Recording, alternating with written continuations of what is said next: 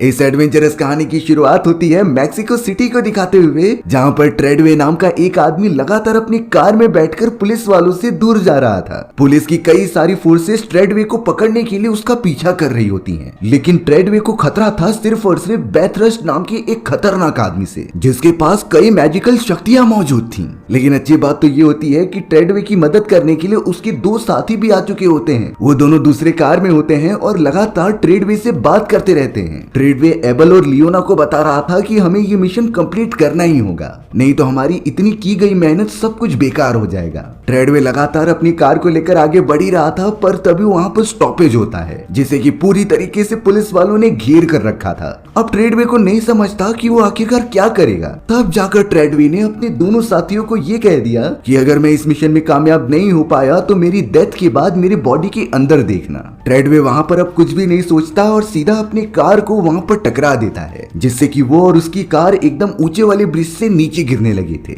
हालांकि ट्रेडवे ने एक लंबी जंप लगा दी थी कार से बाहर निकल के और जाकर एक लंबी सी क्रेन को पकड़ लिया। ट्रेडवे के पास एक ब्रीफ केस भी होता है, जिसके अंदर शायद कोई मैजिकल चीज होगी, और इसी की प्रोटेक्शन वो और उसके साथी कर रहे थे। ट्रेडवे के दोनों साथी एबल और लियोना इस बात से खुश हो जाते हैं क्योंकि उसके साथी की जान गई नहीं और उसने सारी चीजें प्रॉपरली कंप्लीट कर ली। लेकिन तभी अचानक एबल और लियोना जिस कार में मौजूद थे उसे कोई टक्कर मार देता है। उनकी कार तो पलटते हुए काफी दूर जाकर गिर रही थी। एबल और लियोना को तो बहुत ज्यादा डैमेज हुआ था और वो दोनों सहन भी नहीं कर पाते। तभी वहाँ एक अनजान आदमी आ जाता है, जिसने की अपनी गन निकालकर एबल और लियोना की कार पर शूट कर दिया। इससे एबल और लियोना की कार ब्लास्ट हो जाती है और वो दोनों वहीं के वहीं खत्म हो जाते हैं। ट्रेडवे तो अपने दोनों दोस्तों को मरते हुए अपनी आंखों से देख रहा था, लेकिन अफसोस की बात ये होती है कि वो कुछ भी नहीं कर पाता। अब ये पूरा सीन शिफ्ट हो जाता है 2020 में, यानी कि न्यूयॉर्क सिटी के अंदर। हमें इवान नाम का एक आदमी दिखाया गया, जिसे कि बहुत अजीब तरीके के विजन्स आया करते थे, लेकिन वो आज तक नहीं समझ पाया कि इन विजन्स का असली मतलब क्या है। इवान तो एक नॉर्मल इंसान होता है, लेकिन उसकी लाइफ बिल्कुल भी नॉर्मल नहीं थी। उसे बहुत ही सीरियस बीमारी होती है जिसका अभी तक इलाज मिला नहीं है, इसीलिए इवान को काफी सारी पिल्स खानी पड़ती हैं, जो काफी ज्यादा महंगी हुआ करती थी।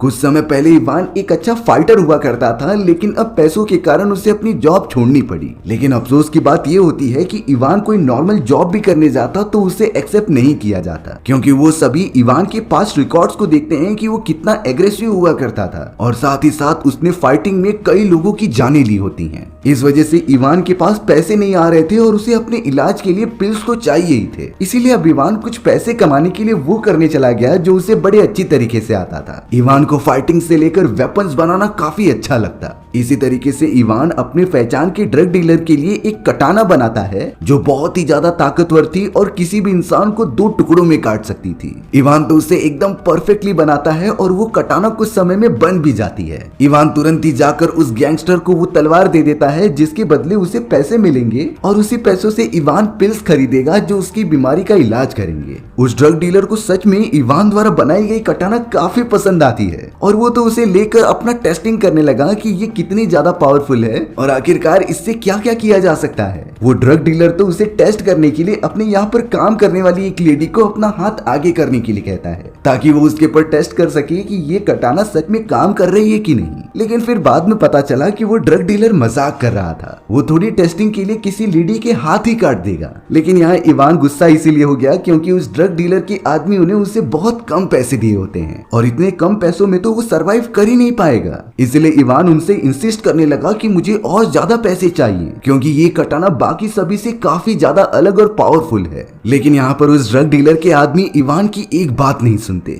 इवान को बहुत जल्दी गुस्सा आ जाया करता था, इसीलिए वो अब ड्रग डीलर से अपनी कटाना ले लेता है और वहाँ पर मौजूद जितने भी लोग थे उन्हें धाराशाही करके वहाँ से भागने लगा। ड्रग डीलर के लोगों के पास जो एडवांस गन होती है वो तो उसकी मदद से इवान पर फायर करने लगे थे, इसीलिए इवान जल्द से जल्द वहाँ से भागता है और कहीं दूर निकल जाता है। पर अफसोस की बात ये थी कि इवान की नसीब भी बहुत ज्यादा खराब है, क्योंकि थोड़ी दूर पर जाने के बाद उसे पुलिस ऑफिसर्स ने पकड़ लिया था। इवान को अब अरेस्ट करके एक कस्टडी में लाया जाता है, जहाँ पर उससे कुछ पूछताछ की जाएगी। अब इवान के सामने बेथरस्ट नाम का एक पुलिस ऑफिसर आता है। बेथरस्ट तो बहुत ही बड़ा और शक्तिशाली लग रहा था। बेथरस्ट नाम का ये ऑफिसर इवान के पास आकर कहता है कि मैं तुमसे पहले मिल चुका हूँ और हम तो सेंचुरी से एक दूसरे को जानते हैं। पर इवान को कुछ नहीं समझ रहा था कि आखिर ये ऑफिसर उसे क्या बताने की कोशिश कर रहा है। बेथरस्ट तो सिंपली इवान को इतना बताता है कि तुम्हें अपनी पास्ट लाइफ की सारी चीजें याद करनी पड़ेंगी। तुम शायद अपनी सारी यादें भूल चुके हो, इसीलिए तुम्हें धीरे धीरे उन्हें रिकवर करना पड़ेगा। अब बेथरस्ट यहाँ पर कुछ अजीब सी चीजें निकालता है और उसे इवान के सामने रख देता है। ये सारी चीजें तो इवान के पास्ट लाइफ से रिलेटेड थी, जिन्हें देखकर वो उन मेमोरीज को याद करने लग जाए। बेथरस्ट तो साथ ही साथ अपना गन भी निकाल लेता है और इवान को शूट करने की धमकी देता है, क्योंकि वो चाहता था कि इवान अपने पास्ट की सारी मेमोरीज को याद करने की कोशिश करे। इवान को मजबूरी में ये करना ही पड़ता है, और जब वो उन सारी चीजों को देख रहा था तो उसे धीरे धीरे कुछ विजन्स आते हैं। ये विजन्स एकदम एंशिएंट टाइम के थे, लेकिन कुछ क्लियर नहीं दिखाई दे रहा होता। इवान के तो सर में दर्द होने लगा था, लेकिन फिर भी उसे ट्राई तो करना ही पड़ेगा।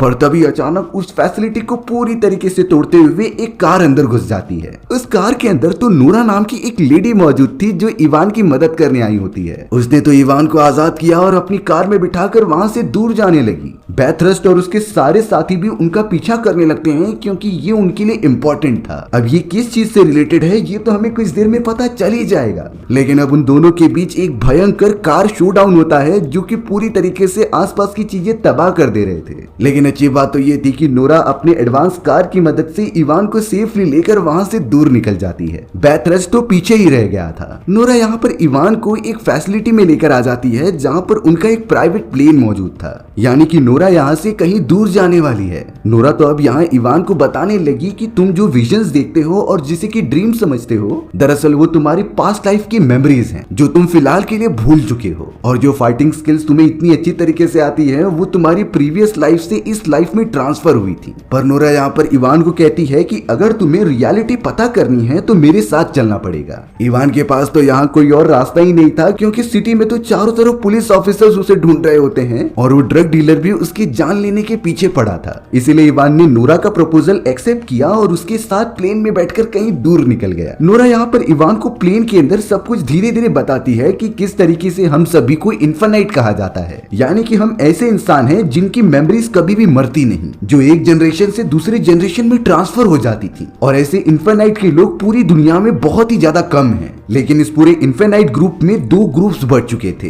इवान और नोरा जिस टीम से बिलोंग करते हैं, उनका नाम बिलीवर्स हुआ करता था। हालांकि इवान का दिमाग खराब हो रहा होता है ये सारी चीजें सुनकर, क्योंकि उसने कभी एक्सपेक्ट ही नहीं किया था कि पास्ट लाइफ की चीजें रियल में होती हैं कि नहीं। अब नोरा सीधा इवान को एक बहुत ही बड़ी हेडक्वार्टर में लेकर आ जाती है, जो कि बिलीवर्स का हुआ करता था। यानी कि बिलीवर्स ग्रुप के सारे इन्फिनाइट लोग यहाँ पर अपनी ट्रेनिंग किया करते और अपने अपोजिशन ग्रुप को टक्कर देने के लिए हर मुमकिन कोशिश करते। नोरा जब इवान को फैसिलिटी के अंदर लेकर आती है, तब वो उसे एक फोटो दिखा रही थी। वो कहती है कि पिछले जन्म में मैं लियोना और मेरा बॉयफ्रेंड एबल था, और तुम जिसके री इनकारनेट हो उसका नाम ट्रेडवे होता है। दरअसल ये वही लड़का था जिसे कि हमने कहानी की शुरुआत में देखा है, यानी कि ट्रेडवे का ही दूसरा जन्म हुआ और वो इवान बन चुका है। और यही रीजन था कि इवान को काफी अच्छी फाइटिंग स्किल्स आती है, क्योंकि ट्रेडवे को आती थी, यानी कि उसकी स्किल्स पूरी तरीके से दूसरे जनरेशन में ट्रांसफर हो चुकी हैं। लेकिन सिर्फ इवान अपने पास्ट लाइफ के बारे में ज्यादा कुछ जानता नहीं।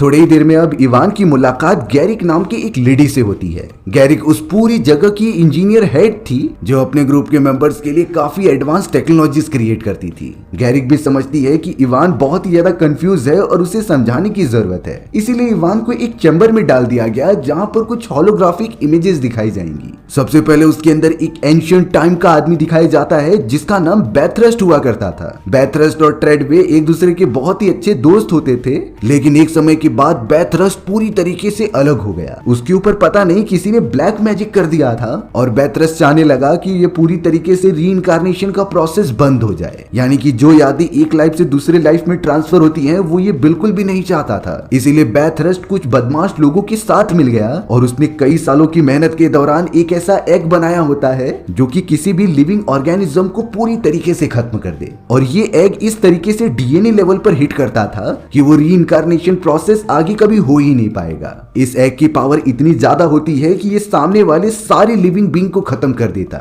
यहाँ तक कि पशु पक्षियों और जानवरों को भी। बैथरस्ट का सिंपल यही मानना था कि जब कोई लिविंग ऑर्गेनिज्म रहेगा ही नहीं तो फिर रीइंकार्नेशन का प्रोसेस हो ही नहीं सकता, और फिर वो सभी लोगों को खत्म करने के बाद एक नॉर्मल सिविलाइजेशन का निर्माण करना चाहता था। लेकिन पास्ट लाइफ में ट्रेडवे बैथरस्ट से अगेंस्ट हो गया। ट्रेडवे और उसकी पूरी टीम ने किसी भी तरीके से बैथरस्ट से वो एग छीन लिया और बैथरस्ट से दूर लेकर चला गया। यानी कहानी की शुरुआत में ट्रेडवे जिस तरीके से भाग रहा था वो तो बैथरस्ट और उसकी पूरी टीम से वो एडवांस एग चुरा कर भाग रहा था और वो उसमें कामयाब भी हो चुका था। लेकिन पास्ट लाइफ वाला ट्रेडवे तो मर चुका है और सिर्फ उसे ही पता है कि वो एग कहां पर मौजूद होगा। और तो रीइंकार्नेशन के कारण उसकी सारी यादें इवान के अंदर ट्रांसफर होंगी, यानी कि इवान भी जानता है कि वो एग कहां पर है। पर इवान तो यहाँ पर खुद ही कंफ्यूज था अपनी बीमारी को लेकर, इसीलिए वो कुछ ज्यादा चीजें याद नहीं कर पा रहा होता है। एक तरीके से सारी की सारी होप वो सभी लोग इवान के ऊपर लगाए बैठे थे, क्योंकि वही ट्रेडवे का अगला जन्म है। अब हमें यहाँ न्यूयॉर्क में बैथरस्ट दिखाया जाता है, जिसने कि पॉटर नाम की एक इन्फिनाइट मेंबर को पकड़ लिया था। दरअसल पॉटर गैरी की टीम में काम करता है, इसीलिए बैथरस्ट और उसके साथी उसे पकड़कर काफी टॉर्चर कर रहे थे।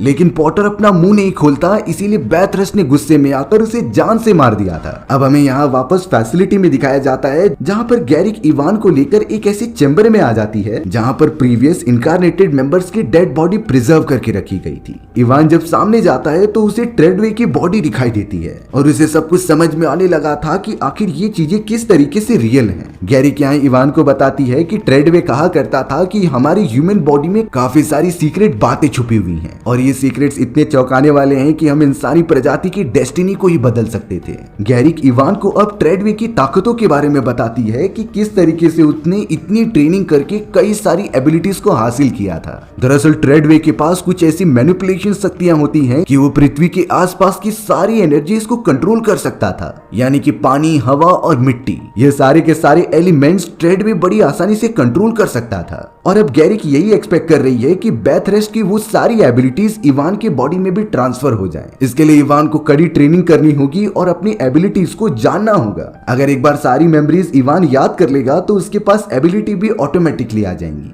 और अगर इवान उनका साथ नहीं देगा तो बैथरस्ट किसी भी तरीके से उस एग को पाकर पूरी इंसानी प्रजाति को ही खत्म कर सकता था। इसलिए अब इवान के पास कोई ऑप्शन ना बचने के कारण वो चला जाता है डीप ट्रेनिंग करने के लिए। गैरिक तो अपनी एडवांस टेक्नोलॉजी की मदद से इवान को काफी अच्छी ट्रेनिंग प्रोवाइड भी करती है और इन्हीं सारी ट्रेनिंग के बीच इवान को कुछ याद आ रहा था अपने पास्ट लाइफ के बारे में। वो तो ट्रेडवे यानी कि खुद के ही पास्ट लाइफ के फाइटिंग सीन को इमेजिन करता है। हालांकि ये सारी चीजें एकदम धुंधली दिखाई दे रही थी, इसीलिए वो प्रॉपरली कुछ कंक्लूड नहीं कर पा रहा होता। इवान अब पीछे नहीं हटने वाला और वो लगातार अपनी ट्रेनिंग को कंटिन्यू करता ही जाता है। इवान तो यहाँ अपने उस दिन की ट्रेनिंग खत्म करने के बाद सीधा एक चैम्बर में चला जाता है, जहाँ कोविक नाम का एक इंजीनियर बैथरस्ट के एक वेपन को डीकोड करने की कोशिश कर रहा था। इतने ज्यादा रिसर्च करने के बाद कोविक इवान को उस गन की स्पेशलिटी बताता है कि किस तरीके से बैथरस्ट अपनी इस वेपन की मदद से लोगों को जान से मारने के लिए यूज करता है। दरअसल इस बुलेट के अंदर ऐसी प्रॉपर्टीज थी कि जब भी किसी इन्फिनाइट मेंबर को इसे मारा जाए तो वो उसकी पूरी कॉन्शियसनेस अपने अंदर एब्जॉर्ब कर लेता था और ये कॉन्शियसनेस सीधा स्टोर हो जाती थी एक मेमोरी के अंदर। यही रीजन था कि गोली लगने के बाद वो रीइंकार्नेटेड मेंबर वापस कभी भी नेक्स्ट जनरेशन में नहीं जा पाता था। बैथरस्ट ने अपने इस वेपन की मदद से कई सारे लोगों की जानें ली होती हैं और वो आगे करता भी रहेगा। कोविक भी इवान से कहता है कि बस तुम्हें किसी भी हालत में उस एग को ढूंढना है अपनी सारी मेमोरीज याद करके, क्योंकि वही एक लास्ट ऑप्शन है। इवान अब सीधा नोरा के पास चला जाता है, जो कि बैठकर अपने ध्यान लगा रही थी और अपनी मेमोरीज को स्ट्रॉन्ग कर रही थी। इवान जब नोरा के वॉल्स पर देखता है तो उसके ऊपर कई सारी फोटोज लगी हुई थी जो उसकी पुराने लाइफ की होती हैं। नोरा बता रही थी कि पास्ट लाइफ में मेरा नाम लियोना था और मेरा बॉयफ्रेंड एबल मेरे साथ रहा करता। इवान ने पूछ लिया कि आखिरकार अब वो कहाँ पर है। तब जाकर लियोना बताती है कि अब तक जितने भी हमारे रीइंकार्नेशन हुए हैं हम दोनों एक साथ आकर मिलते ही थे एक सीक्रेट जगह पर, लेकिन लास्ट वाले लाइफ में बैथरस्ट के लोगों ने मेरे बॉयफ्रेंड को अपने एडवांस गन से मारकर उसके रीइंकार्नेशन को रोक दिया। ये एक तरीके से हम इन्फिनाइट मेंबर के लिए हमेशा के लिए मृत्यु की जैसा होता है और यही रीजन था कि हमें किसी भी हालत में बैथरस्ट को रोकना ही होगा। साथ ही साथ नोरा ये बता रही थी कि हम सभी को अपने यंग एज तक आते आते पुरानी लाइफ की सारी बातें याद आ जाती हैं। इवान जब यंग होता है तो उसे ऑटिज्म नाम की एक बहुत ही खतरनाक बीमारी हो गई और इसी बीमारी की वजह से वो अपनी यादें गेन कर ही नहीं पाया। अब इवान को भी अपने रोल का पता चल जाता है, इसीलिए वो बहुत ही ज्यादा मेहनत करने के लिए मेमोरी बिल्डिंग एक्सरसाइज करने चला गया। इवान तो वो समय याद कर रहा होता है जब उसका पास्ट वाला रीइंकार्नेशन यानी कि ट्रेडवे अपने दुश्मन से फाइट कर रहा था। धीरे धीरे उसकी मेमोरीज याद आने स्टार्ट तो हो गई थी, लेकिन अचानक मशीन खराब हो जाती है और अगर ये मशीन खराब हो गई तो इवान अपनी मेमोरी को वापस कभी नहीं ले पाएगा और फिर उन लोगों को एग के बारे में नहीं पता चल पाएगा जिसे कि पुराने वाले इवान की रीइंकार्नेशन ने छुपाया था। तब जाकर गैरिक नोरा को आर्टिसन नाम के एक आदमी के बारे में बताती है। उसके पास एक ऐसी एडवांस मशीन है जिससे कि मेमोरी गेटअप करने में काफी ज्यादा आसानी होती थी। इसीलिए गैरिक नोरा को कहती है कि तुम इवान को जल्द से जल्द आर्टिसन नाम के उस आदमी के पास लेकर चले जाओ। यहाँ न्यूयॉर्क के अंदर बैथरेस्ट अपनी पूरी आर्मी को जमा कर रहा था क्योंकि उसे पता चल चुका होता है कि इवान की मेमोरी धीरे धीरे वापस आ रही है। इसीलिए उसने अपने कई सारे सोल्जर्स को उनकी फैसिलिटी पर हमला करने के लिए भेज दिया। जल्द से जल्द बैथरेस्ट के सोल्जर्स उड़ते हुए उस फैसिलिटी के अंदर घुस जाते हैं और वहां पर लगातार फायरिंग करने लगते हैं। उन लोगों ने तो कई सारी इन्फिनिट मेंबर को जान से मार दिया था और तो और आधे लोगों को बंदी बना लिया होता है जिनसे पूछताछ की जा रही थी। बैथरेस्ट गैरिक से साफ साफ पूछता है कि आखिरकार वो इवान को कहां पर लेकर गए हैं। यहाँ हमें पता चला कि बैथरेस्ट और गैरिक अपने पास्ट लाइफ में लवर्स हुआ करते थे, लेकिन अब ग्रुप्स अलग होने के कारण वो पूरी तरीके से एक दूसरे के दुश्मन है। गैरिक तो यहाँ पर बिल्कुल भी नहीं बताती कि इवान की लोकेशन क्या है। वहीं दूसरी तरफ हम इवान, नोरा और बाकी मेंबर्स को देखते हैं जो सीधा ट्रेवल करते हुए कसिनो के बैक साइड में आर्टिसन के पास आ चुके थे।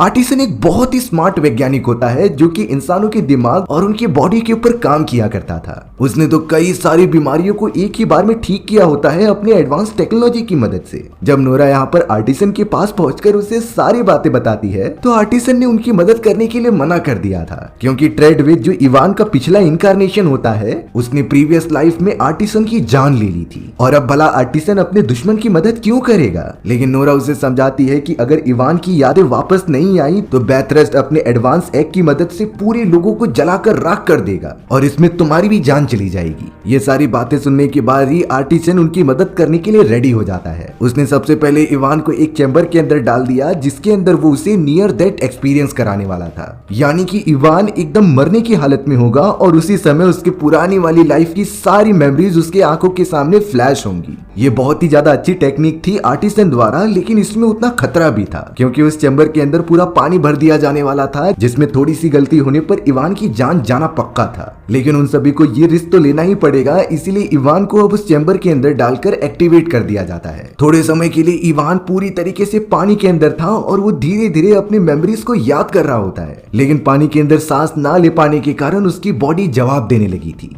वहीं अब हमें दिखाया गया कि बैथरेस्ट ने उनकी लोकेशन का पता लगा लिया है और वो सिक्योरिटी कैमरा की मदद से उनके सारे एक्सपेरिमेंट्स को देख पा रहा था। लेकिन यहाँ बैथरेस्ट बिल्कुल भी घाई नहीं करता क्योंकि उसे पता करना था कि इवान की रीइंकार्नेशन ने आखिरकार वो एग कहां पर छुपाया है। एक्सपेरिमेंट कंटिन्यू हो रहा था, लेकिन तभी अचानक इवान की सांसें रुकने लगी और वो बहुत ही ज्यादा तड़प कर स्टॉप कहने लगा। इसीलिए अब आर्टिसन चैम्बर में से पानी निकालता है और उसे बाहर की तरफ खींच लेता है। सभी लोग इवान को जगाने की कोशिश कर रहे थे, लेकिन वो बिल्कुल भी सांस ही नहीं ले पा रहा था। नोरा भी बहुत ज्यादा कोशिश करती है पर वो इसमें नाकामयाब हो गई थी। लेकिन अब थोड़ी ही देर बाद इवान के माइंड में वो सारी मेमोरीज वापस से फ्लैश होती हैं और ये इतना जल्दी हुआ कि इवान अब थोड़ी देर बाद उठ भी जाता है। इवान तो नोरा को बता रहा था कि मैंने वो सारी चीजें देख ली हैं जिसमें कि मेरे प्रीवियस जन्म की सारी मेमोरीज थी और उसे ये भी पता है कि वो मैजिकल एग कहां पर मौजूद है। इवान ने नोरा को बताया कि वो मैजिकल एग और कहीं नहीं बल्कि मेरे प्रीवियस रीइंकार्नेशन यानी कि ट्रेडवे के डेड बॉडी के अंदर मौजूद है। क्योंकि कहानी की शुरुआत में जब ट्रेडवे उस एग को लेकर भाग रहा था तो उसने अपने साथियों को कहा होता है कि अगर मैं कामयाब नहीं हुआ तो तुम मेरे बॉडी के अंदर देखना, और इसका साफ साफ मतलब यही होता है कि ट्रेडवे ने वो मैजिकल एग अपने बॉडी के अंदर छुपा दिया था।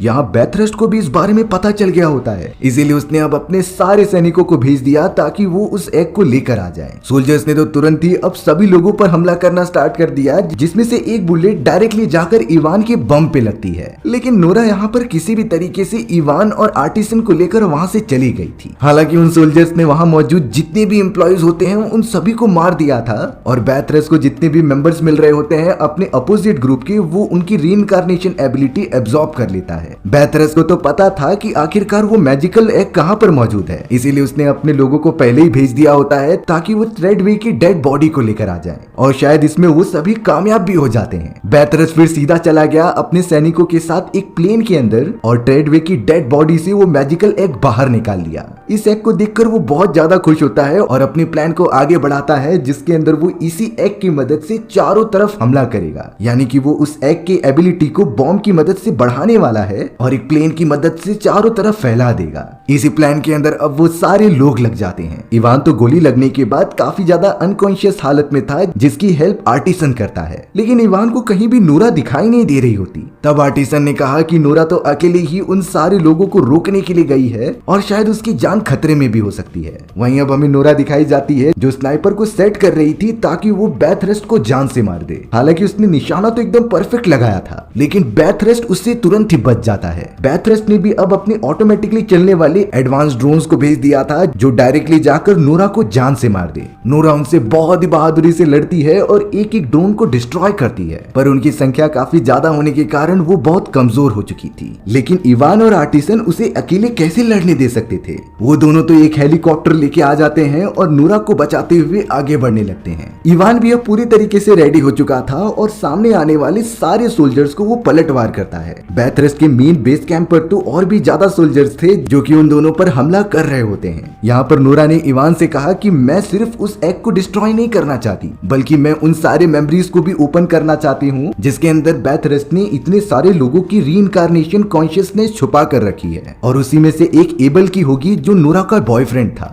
तो इवान डिसाइड करता है कि वो जाकर उस मैजिकल एग को डिस्ट्रॉय करेगा और नोरा यहाँ पर रीइंकार्नेशन मेमोरी को आजाद करेगी। इवान तुरंत ही एक बाइक लेकर निकल पड़ा और यहाँ बैथरस्ट तो एक प्लेन के अंदर उसी मैजिकल बॉल को लेकर आगे बढ़ रहा होता है। इवान ने इतनी ज्यादा फुल स्पीड से बाइक चलाई कि वो डायरेक्टली एक माउंटेन से जंप कर देता है उस प्लेन के ऊपर और अपनी कटाना प्लेन के अंदर घुसाते हुए वहां रुक जाता है। उसने तो अपनी बाइक प्लेन के एक इंजन में डाल दी थी जिससे कि वहां ब्लास्ट हो गया। प्लेन एकदम से आउट ऑफ कंट्रोल हो जाती है जिससे कि बैथरस्ट को पता चल गया कि इवान ऊपर की तरफ है, इसीलिए वो उसे गिराने की कोशिश करता है। लेकिन इवान ने अपनी कटाना अंदर घुसा कर रखी थी जिसकी वजह से वो संभल पा रहा था, पर अचानक इवान को रियलाइज होता है कि उसके अंदर कुछ एनर्जीज आ रही हैं। दरअसल ये वो एनर्जी होती है जो ट्रेडवे के अंदर थी और वो पूरी तरीके से ट्रांसफर हो रही हैं इवान के अंदर। इवान धीरे धीरे उन एबिलिटीज को समझता है और सीधा हवा को रेसिस्ट करते हुए खड़ा हो जाता है। उसने अपनी कटाना की मदद से प्लेन में छेद किया और सीधा अंदर चला गया। इवान उस मैजिकल एग को वहां से लेने जाता तभी बैथरस्ट ने उसके सर में गोली मार दी और इवान वहीं पर बेहोश हो गया। बैथरस्ट देखने चला जाता है कि उसका मैजिकल एग वहां पर है कि नहीं, लेकिन इवान तो यहाँ पीछे से उठ खड़ा हुआ था क्योंकि उसे जो बुलेट लगी होती है इवान ने उसके बीच में एक स्टील का टुकड़ा ला दिया था जिससे कि वो उसे डैमेज नहीं कर पाई और अब इवान और बैथरस्ट के बीच एक घमासान लड़ाई होने लगी। इस लड़ाई के अंदर इवान अपनी एबिलिटीज यूज कर पा रहा था और बैथरस्ट को अच्छी तरीके से टक्कर दे पा रहा था। दोनों एक दूसरे को सच में काफी ज्यादा डैमेज कर देते हैं। अब यहाँ पर प्लेन भी पूरी तरीके से नीचे गिरकर डिस्ट्रॉय होने वाली थी, इसीलिए बैथरस्ट ने तो उस बॉम्ब के साथ मौजूद मैजिकल एग को वहां पर काट कर वहीं से अब डायरेक्टली प्लेन के नीचे फेंक दिया, जो ऑटोमेटिकली ब्लास्ट होने के कारण मैजिकल एग पूरी तरीके से फैल जाएगा। इवान ऐसा होने नहीं देना चाहता था, इसीलिए वो तुरंत ही बॉम्ब के साथ नीचे कूद गया। बैथरस्ट भी उसके पीछे आ जाता है इवान को रोकने के लिए। वो दोनों तो गिरते हुए भी फाइटिंग कर रहे थे, पर अचानक से इवान के हाथ में बैथरस्ट का गन आ जाता है और उसने निशाना लगाकर सीधा बैथरस्ट को शूट कर दिया था। बैथरस्ट मर चुका था और वो लगातार नीचे गिरने लगा। इवान जल्द से जल्द बॉम्ब के पास पहुंचता है और उसे डीएक्टिवेट कर देता है, जिसके बाद वो भी पानी के अंदर गिर गया और वहीं उसकी जान चली गई। इवान को एक और बार नियर डेथ एक्सपीरियंस होता है और उसके अंदर वो सब कुछ याद कर चुका था और शायद वो अपने नेक्स्ट इनकारनेशन में ये सारी चीजें कंटिन्यू करेगा। वहीं दूसरी तरफ हमें नोरा और आर्टिसन दिखाए जाते हैं जिन्होंने सारे सोल्जर्स को मार दिया था और उस चैम्बर के अंदर मौजूद होते हैं जहां बैथरस्ट ने सभी लोगों की रीइंकार्नेशन कॉन्शियसनेस को छुपा कर रखा होता है। नोरा यहाँ पर सभी को आजाद करना चाहती थी, इसीलिए उसने चारों तरफ बॉम्ब लगा दिया और आर्टिसन को यहाँ से जाने के लिए कहा। नोरा काफी घायल हो चुकी थी, इसीलिए वो अपनी आखिरी सांसें ले रही होती है, पर उसने मरने से पहले वहां बॉम्ब ब्लास्ट कर दिया जिससे कि सारी मेमोरीज डिस्ट्रॉय हो गई और जिन जिन लोगों के कॉन्शियसनेस ट्रैप होकर रखी थी वो आजाद हो जाती हैं। नोरा की भी वही मृत्यु हो गई क्योंकि वो वापस से रीइंकार्नेट होना चाहती थी और नेक्स्ट इनकारनेशन में में वो जरूर अपने बॉयफ्रेंड एबल के साथ मौजूद होगी। होता भी कुछ ऐसा ही है। नोरा और एबेल चाइना के किसी टाउन में पैदा होते हैं और वो दोनों एक साथ ही बड़े हो रहे थे और अब तो दुनिया पर से खतरा भी टल चुका था। इसी तरीके से हमारी ये एडवेंचरस कहानी यहीं खत्म हो गई। सो व्यूअर्स, आपको ये स्टोरी कैसी लगी कमेंट सेक्शन में बताना भूलना मत। और अगर आपको मेरा एक्सप्लेनेशन 1% भी अच्छा लगा होगा ना तो वीडियो को लाइक एंड चैनल को सब्सक्राइब जरूर कर देना। मिलते हैं इसी तरीके की मजेदार वीडियोस में, तब तक के लिए बाय बाय।